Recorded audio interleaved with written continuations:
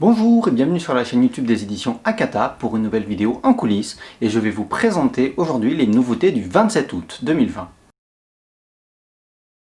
C'est une grosse journée de nouveautés puisqu'on a deux nouveaux mangas qui commencent, à savoir Moi aussi et Trait pour Trait. Et je vais donc commencer par vous présenter ces deux nouveaux mangas. Je commence avec Moi aussi, donc le nouveau manga de Reiko Momochi que vous devez déjà connaître puisqu'on a publié Daisy, lycéenne à Fukushima, une série en 2 tomes qui parlait de la vie de lycéenne après la triple catastrophe de Fukushima.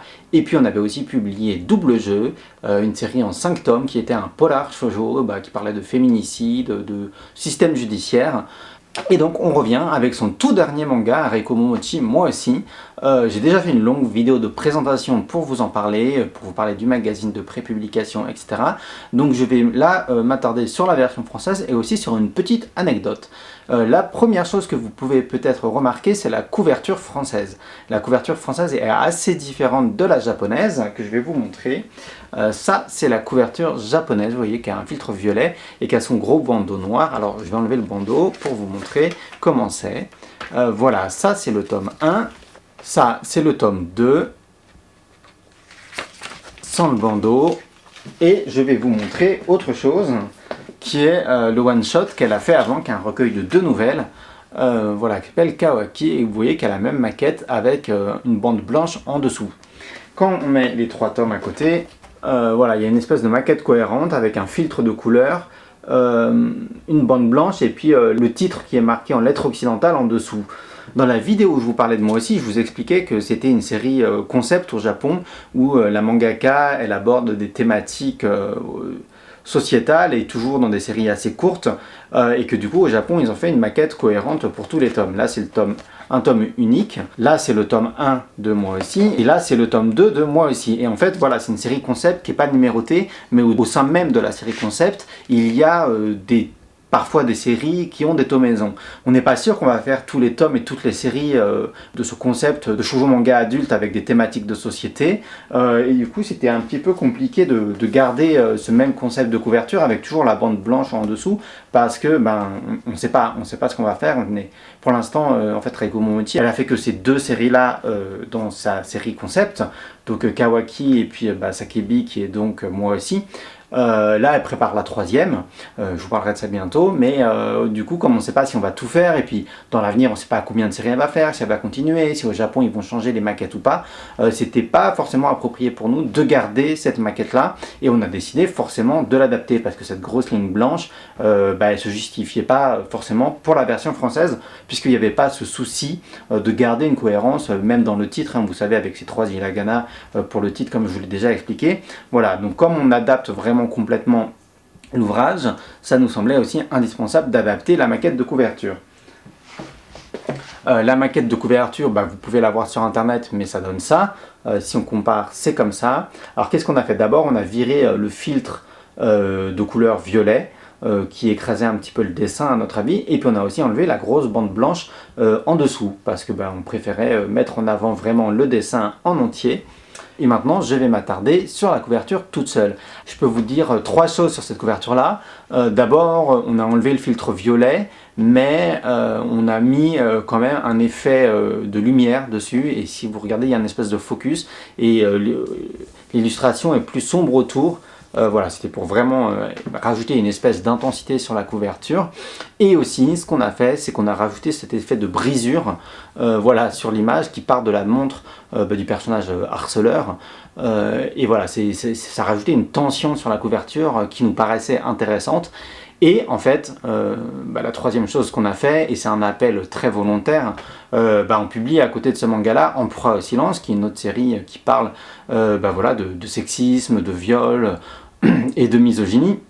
Et là, on est sur une autre série qui aborde des thématiques de harcèlement des femmes en entreprise, du système judiciaire, et on voulait faire un appel entre ces 2 livres-là, et ce qu'on a fait, je vous le rapproche, vous voyez les petits triangles qu'on a rajoutés, ils viennent renforcer l'effet de brisure, mais c'est quelque chose qui évoque la couverture française de En proie au silence, et puis bah aussi la police du titre. Moi aussi, on est parti sur la même police de base que En proie au silence, et bah, si vous regardez les i, ce genre de choses, il y a eu des inversements, on les a potentiellement mis à l'envers, dans l'autre sens, et en fait, c'est une manière de faire une espèce de cohérence et de faire un appel entre les deux séries pour que, bah, en fait, il y ait quelque chose qui évoque de manière subtile bah, les thématiques similaires entre les deux. C'est pas quelque chose qu'on fait systématiquement parce qu'on a envie toujours de protéger l'intégrité graphique bah, voilà, des dessinateurs et des dessinatrices.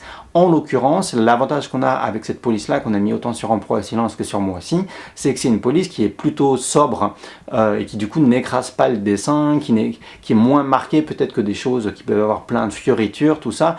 Et donc en fait, ça permet, ce genre de police, de vraiment mettre en avant le dessin. Ça ne nous semblait pas problématique d'utiliser la même police en l'adaptant un petit peu différemment sur les deux séries.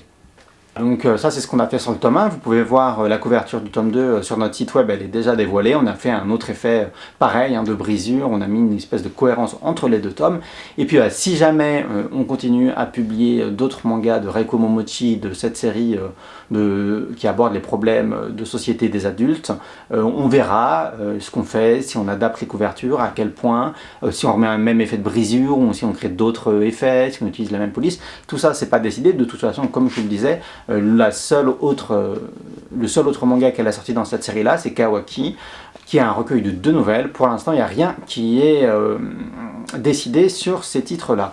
Quoi qu'il en soit, ce que je peux vous dire d'autre sur moi aussi, en fait, c'est une petite anecdote qui va nous ramener à Japan Expo 2019. Qu'est-ce qui s'est passé à Japan Expo 2019 peut-être vous le savez, peut-être voilà, vous en avez déjà entendu parler, ou voilà, vous étiez là peut-être. On a invité Rie Haruga à Japan Expo. Rie Haruga, qui est la dessinatrice de Perfect World. Perfect World, c'est un de nos gros best-sellers. Normalement, j'ai pas besoin de vous le présenter. Et quand on invite des dessinateurs en provenance du Japon, toujours, ils viennent avec leur éditeur. Voilà, Rie Haruga était avec son éditeur, qui est donc un éditeur au sein du magazine Kiss, qui est un magazine de shoujo manga adulte.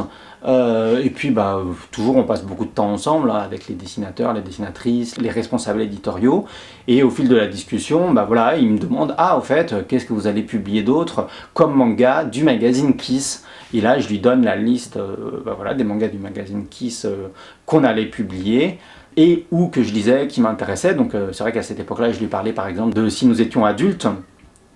Voilà, parce que ça fait longtemps qu'on lisait le travail de Takako Shimura, et on a parlé de ça, du fait que je pensais que c'était la bonne série pour la faire redécouvrir en France, et que ça s'intégrerait bien à notre catalogue, et qu'on allait du coup pouvoir la faire reconnaître, et peut-être la pousser avec plus de succès que ce qui avait été fait à l'époque avec Les Fleurs Bleues.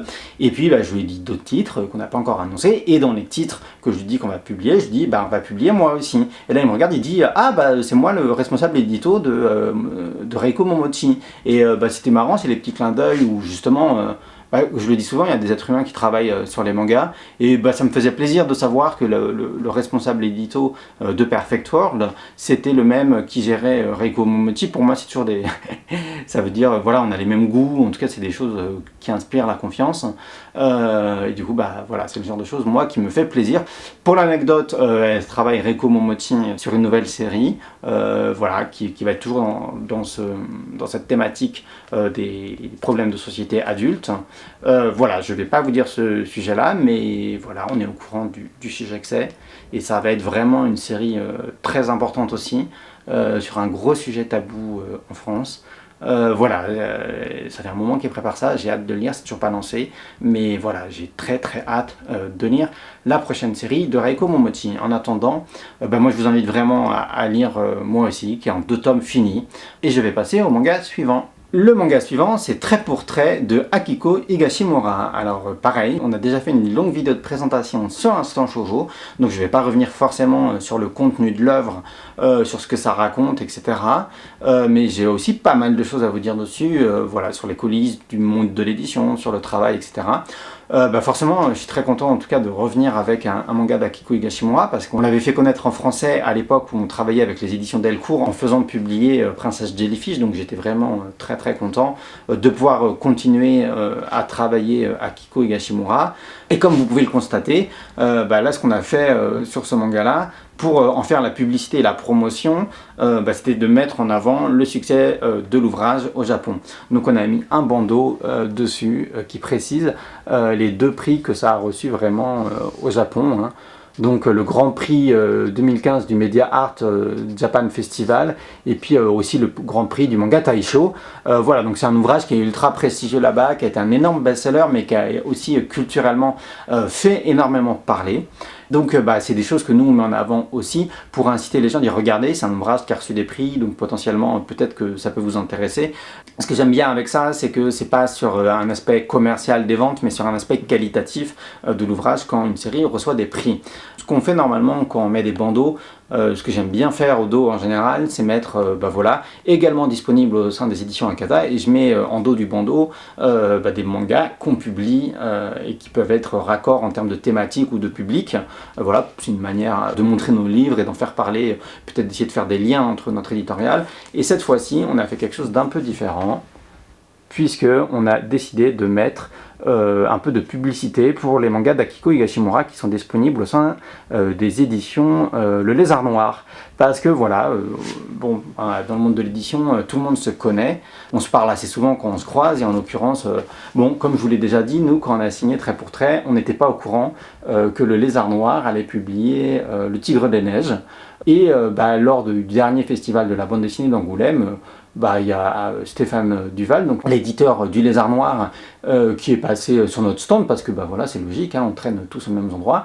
On a un peu discuté, on a parlé d'Akiko Higashimura, et à ce moment-là, on a évoqué ensemble la possibilité de faire un peu de publicité croisée entre nous pour nos ouvrages respectifs, pour mettre de côté l'aspect concurrentiel qu'il peut y avoir parfois dans le monde de l'édition et mettre en avant le travail de l'autrice. Voilà, moi je trouve que c'est quelque chose qui est important, et c'est vrai qu'aujourd'hui le manga et le monde de l'édition est ultra concurrentiel, il est très compétitif, il n'est pas toujours très sain dans ce qui se passe en coulisses, hein, on ne va pas se mentir.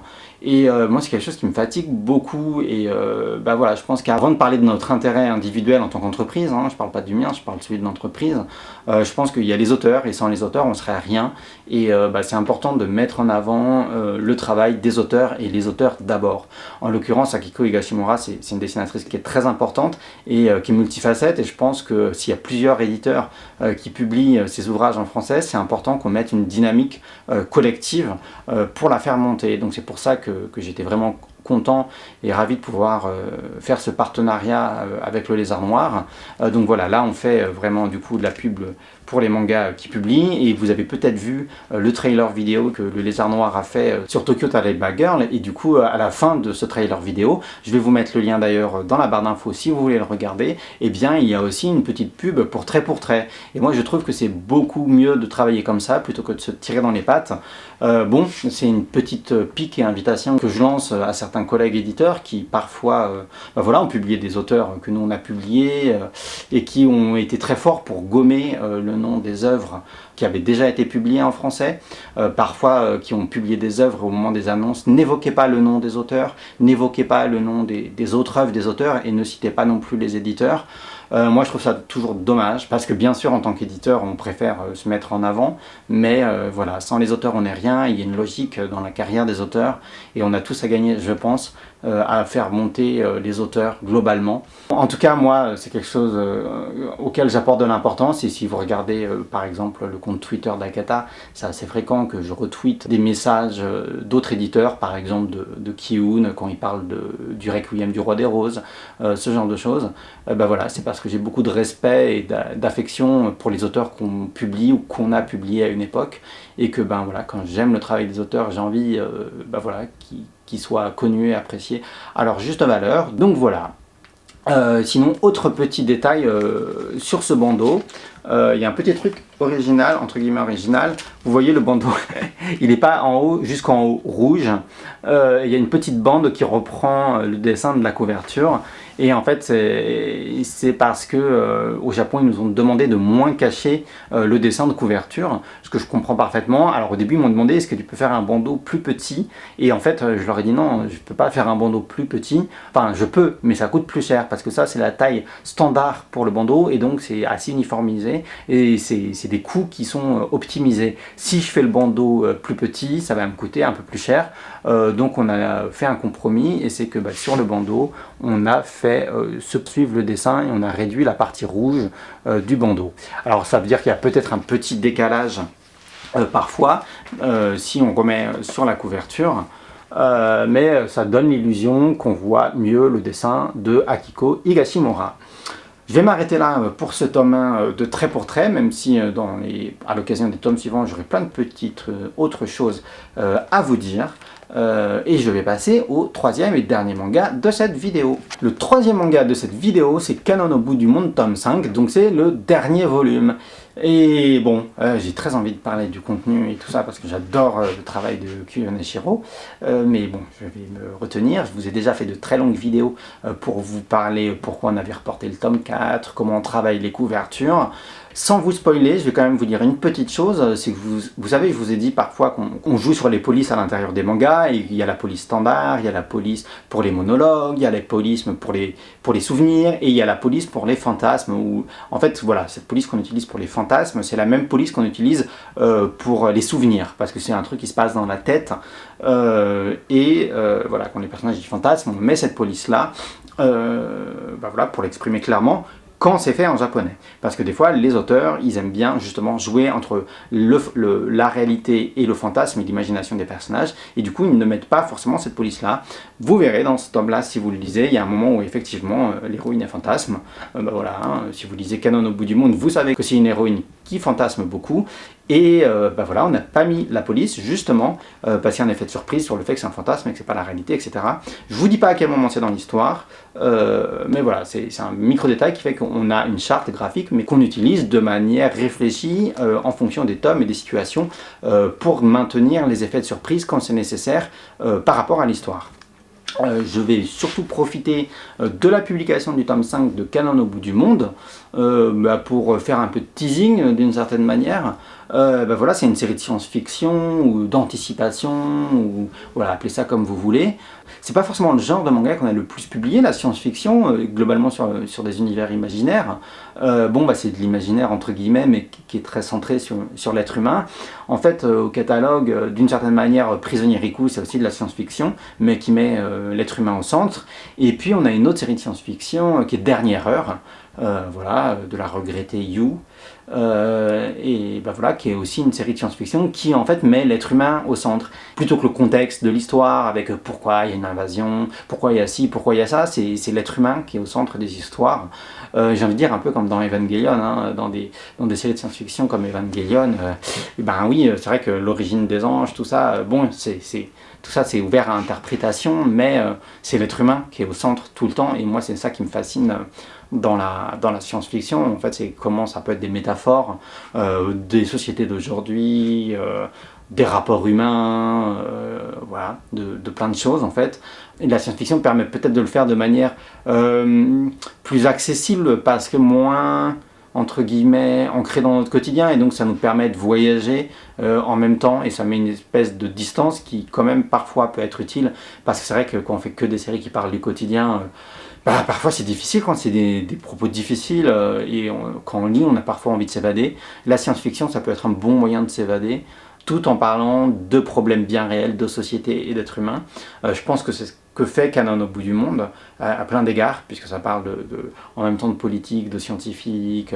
Voilà, donc moi c'est en fait la science-fiction, un genre qu'on a peu travaillé, même dans tout l'historique des éditions Akata, on a rarement fait de la science-fiction, mais en fait moi personnellement en tant que lecteur, c'est quelque chose que j'ai beaucoup lu, je lisais beaucoup de science-fiction quand j'étais au collège, et c'est un genre qui m'a beaucoup appris, beaucoup intéressé, et qui m'a aussi ouvert beaucoup sur la littérature, et globalement du coup sur la culture, et c'est un genre du coup que j'aime beaucoup, et que en fait on va continuer à travailler vraiment dans les mois et années qui viennent. On a un shoujo manga de science-fiction qui est prévu pour octobre. J'espère pouvoir vous l'annoncer bientôt. La validation du titre est beaucoup plus longue que prévu. À l'origine, il devait sortir en juin, mais avec le confinement, on a reporté, il va sortir en octobre.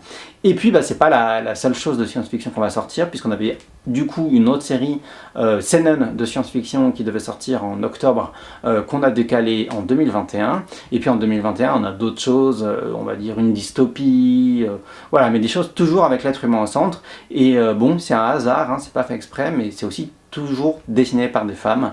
Voilà, donc ça va être peut-être une ouverture de notre catalogue vers des choses que vous avez peu eu l'habitude de voir au sein des éditions Akata, mais qui vont être complètement cohérentes avec tout notre éditorial.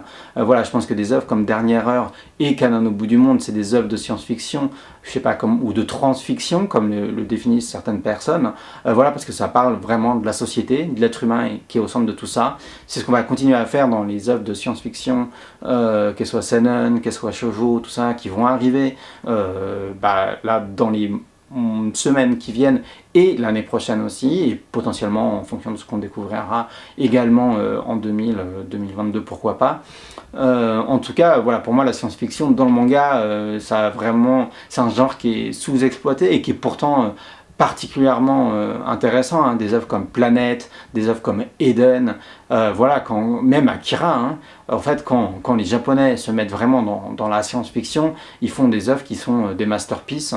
Et voilà, je trouve que c'est assez sous-représenté. Et donc, je suis très content de pouvoir vous proposer dans les mois et années qui viennent des œuvres de science-fiction à la Akata, affaire à suivre. Et j'espère que, en tout cas, ça vous plaira. En tout cas, si vous n'avez pas lu Kanon au bout du monde, lisez-le, parce que c'est assez déstabilisant, c'est vrai, je devrais dire c'est très déstabilisant, mais c'est absolument unique dans la manière dont ça raconte les choses. Les personnages sont très modernes à mon avis, et la conclusion est parfaite à mon goût. En tout cas, voilà, elle est à mon goût. Voilà, j'en ai fini avec cette vidéo de présentation des 3 nouveautés du 27 août. J'espère que ces nouveautés vous intriguent, vous intéressent, que cette vidéo voilà, vous plaît toujours, avec tous ces petits détails, ces petits teasings, ces petits détails de la vie d'éditeur, les secrets en coulisses, les anecdotes de rencontres, ce genre de choses. N'hésitez pas à commenter, à partager, à laisser des pouces bleus, à vous abonner à la chaîne. Et je vous dis à très vite sur la chaîne YouTube des éditions Akata pour d'autres vidéos de présentation de nos nouveautés.